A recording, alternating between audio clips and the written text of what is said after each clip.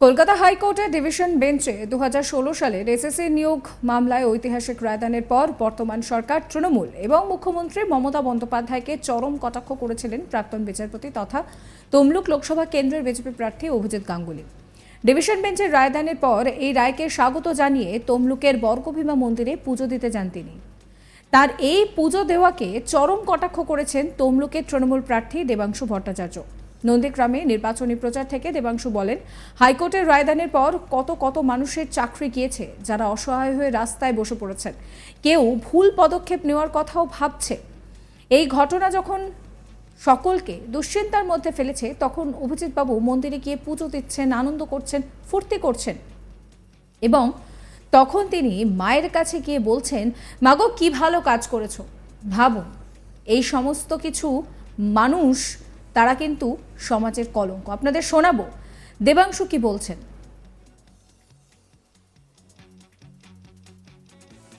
বুঝুন, মানুষের চাকরি খাওয়া যাচ্ছে, কত কত ছেলেমেয়েরা অসহায় হয়ে পড়ছে, কেউ কেউ না ভুল সিদ্ধান্ত নিয়ে ফেলেন। এই রকম প্রেশারের সামনে দাঁড়িয়ে এটা ভেবে আমরা যখন চিন্তামগ্ন, তখন তিনি আনন্দে ফুর্তি করছেন। যখন কিছু লোকের সংসার ভেসে যাচ্ছে, তখন তিনি বর্গভীমা মায়ের কাছে গিয়ে বলছেন, মাগো কি ভালো কাজ করেছো। এই সমস্ত লোক হচ্ছে সমাজের কলঙ্ক। শুভেন্দু অধিকারী বলেছিল গত দুদিন আগে যে এই সপ্তাহের প্রথম দিনে বিস্ফোরণ হবে, সেটা কি এই বিস্ফোরণ? শুভেন্দু অধিকারী হয়তো এই বিস্ফোরণের কথাই বলেছিলেন। শুভেন্দু অধিকারী জানলেন কি করে? শুভেন্দু অধিকারী জানলেন কি করে আদালতের জাজমেন্ট কি হবে, যে উনি বিস্ফোরণের কথা আগে থেকে প্রেডিক্ট করেছিলেন?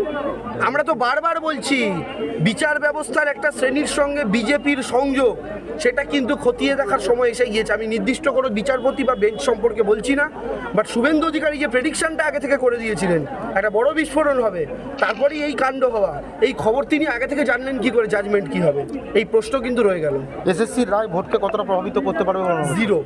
ভোটকে প্রভাবিত অবশ্যই করবে বিজেপির বিপক্ষে। রায় নিয়ে কী বলবো, রায় হাইকোর্টের মতো দিয়েছেন।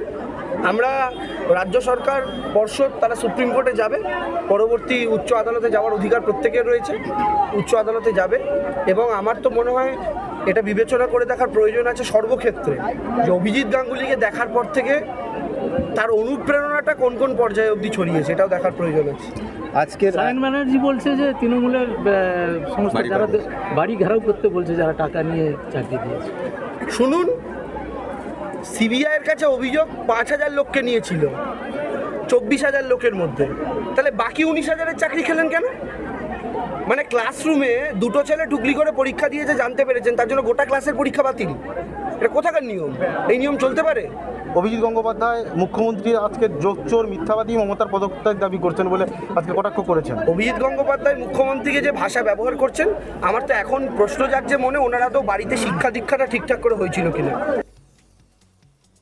দেবাংশুর এই বক্তব্যে জোরালো জল্পনা শুরু হয়েছে রাজনৈতিক মহলে। যদিও দেবাংশুর এই বক্তব্যকে কোনোভাবেই গুরুত্ব দিতে নারাজ তমলুকের বিজেপি প্রার্থী তথা প্রাক্তন বিচারপতি অভিজিৎ গঙ্গোপাধ্যায়। প্রসঙ্গত, তমলুকের সভায় সোমবার 22 এপ্রিল বিজেপি প্রার্থী অভিজিৎ গঙ্গোপাধ্যায় এসএসসির রায় নিয়ে বলতে গিয়ে মুখ্যমন্ত্রীকে চরম কটাক্ষ করেন। তিনি মুখ্যমন্ত্রীর পদত্যাগও দাবি করেন। তিনি সাংবাদিক বৈঠক করে জানান যে এই জোচ্চোর মুখ্যমন্ত্রীর অবিলম্বে পদত্যাগ করা উচিত। এই সরকারের তৎকালীন শিক্ষামন্ত্রী এখন জেলে। যদি বিন্দু মাত্র সম্মান থাকে, তাহলে মুখ্যমন্ত্রীর পদত্যাগ করা উচিত। একই সঙ্গে তিনি জানান যে এটা কোনো আনন্দের দিন নয়, মানবিক কারণে একজনের চাকরি দেওয়া হয়েছে। সেই প্রসঙ্গে বলতে গিয়ে তিনি জানান যে এই সব বিষয় নিয়ে আদালত কিন্তু বরাবর মানবিক দিকটাই বিবেচনা করে এসেছে। একই সঙ্গে তিনি জানান যে দুর্নীতি বিচারপতি থাকার সময় তিনিও ধরতে পেরেছিলেন। হাইকোর্টের ডিভিশন বেঞ্চ সঠিক এবং অত্যন্ত কঠোর একটা সিদ্ধান্ত নিয়েছে। তিনি বিচারপতি থাকাকালীন এতটা কঠোর সিদ্ধান্ত নিতে পারেননি। কি বলেছিলেন তিনি সেই সময় শোনাবো আপনাদের। আমার অত্যন্ত খারাপ লাগছে যে এরকম একজন জোচ্চোর মুখ্যমন্ত্রীর প্রশাসনের পাল্লায় আমরা আছি। এই মুখ্যমন্ত্রীকে এক্ষুনি পদত্যাগ করতে, এক্ষুনি।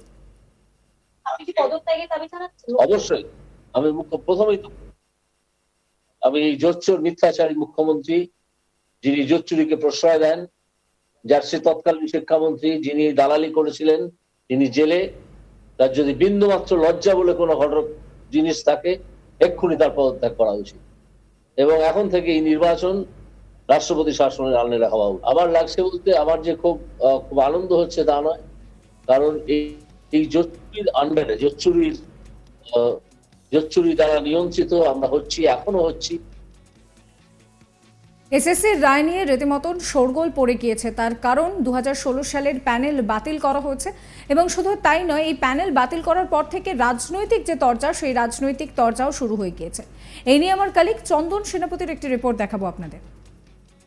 2016 সালের এসএসসি দুর্নীতিকাণ্ডে গতকালকের হাইকোর্টের ডিভিশন বেঞ্চের রায় কিন্তু ঐতিহাসিক রায়। কারণ আমরা জানি যে ইতিমধ্যে হাইকোর্টের এই রায়ের ফলে কিন্তু সারা পশ্চিমবঙ্গ জুড়ে প্রায় 25,753 জনের চাকরি বাতিল করা হয়েছে এবং এই রায়ের পূর্বে দায়িত্বে থাকা অর্থাৎ বর্তমানে প্রাক্তন বিচারপতি অভিজিৎ গঙ্গোপাধ্যায় এই রায়কে ঘিরে কিন্তু তিনি তার প্রতিক্রিয়া জানিয়েছেন এবং প্রতিক্রিয়া জানানোর পরেই কিন্তু তিনি এই রায়ের পরিপ্রেক্ষিতে অর্থাৎ হাইকোর্ট যে রায় দিয়েছে সেই রায়ের পরিপ্রেক্ষিতে তমলুকের বর্গভীমা মন্দিরে গিয়ে পুজো দেন।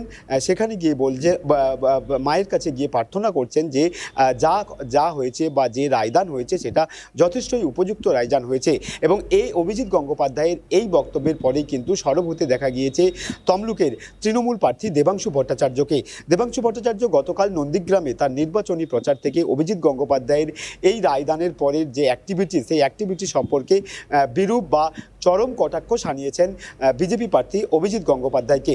দেবাংশু ভট্টাচার্য অভিজিৎ গঙ্গোপাধ্যায় সম্পর্কে যেটা বলছেন যে হাইকোর্টের রায়দানের পর পশ্চিমবঙ্গ জুড়ে হাজার হাজার মানুষ তারা চাকরি খুইয়েছেন, তারা রাস্তায় বসতে শুরু করেছে, কার্যত কেউ কেউ ভুল পদক্ষেপ নেওয়ার কথাও ভাবছেন। এই ঘটনা ভেবে যখন তারা অর্থাৎ তৃণমূল নেতা নেত্রীরা যখন দুশ্চিন্তায় ভুগছে, সেই সময় দাঁড়িয়ে তমলুকের বিজেপি প্রার্থী অভিজিৎ গঙ্গোপাধ্যায় তিনি মন্দিরে গিয়ে পুজো দিচ্ছেন, ফুর্তি করছেন এবং মায়ের কাছে প্রার্থনা করছেন যে এটা উপযুক্ত রায় হয়েছে। এটা একটা সভ্য সমাজের কাজ নয়। এভাবেই কিন্তু তমলুকের বিজেপি প্রার্থী অভিজিৎ গঙ্গোপাধ্যায় তথা প্রাক্তন বিচারপতি অভিজিৎ গঙ্গোপাধ্যায়কে কিন্তু চরম কটাক্ষ শানিয়েছেন তৃণমূল প্রার্থী দেবাংশু ভট্টাচার্য। দেবাংশুর এই বক্তব্যের পরেই কিন্তু অভিজিৎ গঙ্গোপাধ্যায়কে ঘিরে রাজনৈতিক মহলে একটা জোরালো জল্পনা শুরু হয়েছে। তবে দেবাংশুর এই বক্তব্যকে কোনোভাবেই গুরুত্ব দিতে নারাজ তমলুকের বিজেপি প্রার্থী তথা প্রাক্তন বিচারপতি অভিজিৎ গঙ্গোপাধ্যায়। অভিজিৎ গঙ্গোপাধ্যায় তিনি যেটা বলছেন যে এই রায় ছিল প্রকৃত চাকরি প্রার্থী, যারা মেধা প্রার্থী, সেই মেধা প্রার্থীদের পক্ষে রায় হয়েছে এবং শিক্ষাক্ষেত্রে যে দুর্নীতি, সেই দুর্নীতি বন্ধ করার জন্যই যে রায় কলকাতা হাইকোর্টের ডিভিশন বেঞ্চ দিয়েছে সেটা কিন্তু যথেষ্টই উপযুক্ত রায়। তবে দেবাংশু ভট্টাচার্য অভিজিৎ গঙ্গোপাধ্যায়কে যে কটাক্ষ শানিয়েছেন, সেই কটাক্ষকে কোনোভাবেই গুরুত্ব দিতে নারাজ তমলুকের বিজেপি প্রার্থী অভিজিৎ গঙ্গোপাধ্যায়।